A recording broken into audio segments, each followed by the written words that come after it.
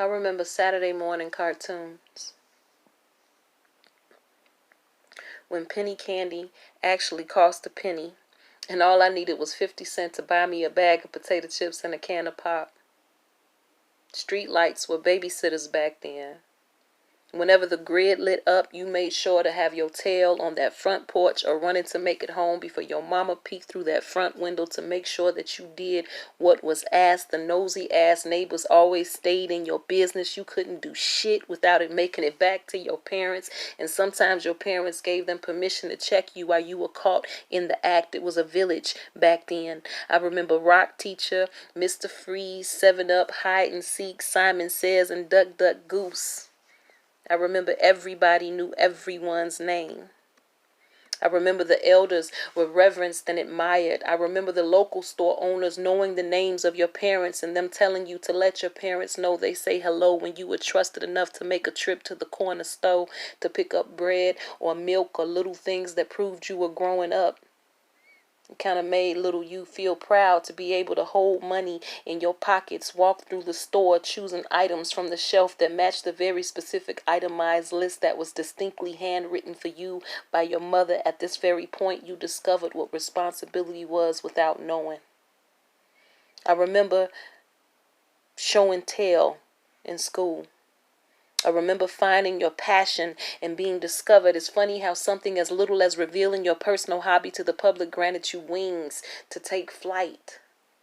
I remember family dinners at night, grace being spoken, and voices sharing the content of each other's day. In the gathering of your tribe, there was unity prescribed in these very moments. There was a strong sense of belonging, even if little you didn't realize what your specific purpose was at that time. You felt welcomed. You felt seen. You felt protected. You felt covered.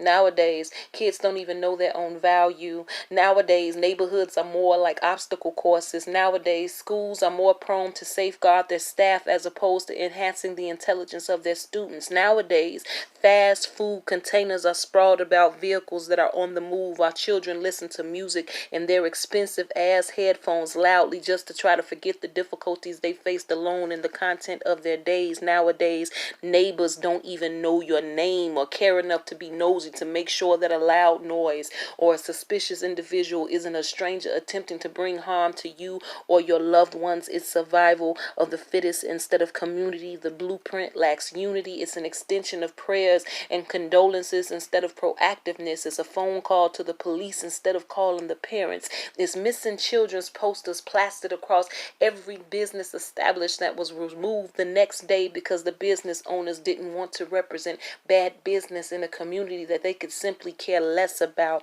These children nowadays don't know their place because in this current society there is no safe space for them.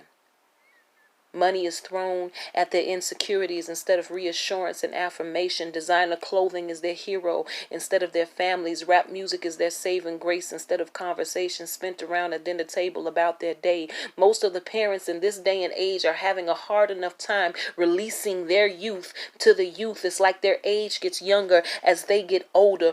30 is the new 20, 40 is the new 30, 50 is the new 40. They're spending more time polluting the timeline of revolution. Grandmas don't want to be called grandma. Grandpas are dating women the same age as their daughters. It's more than enough confusion to pollute the order of lineage. There are no borders, just chaos and disorder. How can any of these children grasp the understanding of life's natural transitions when the adults won't even adhere to their proper position?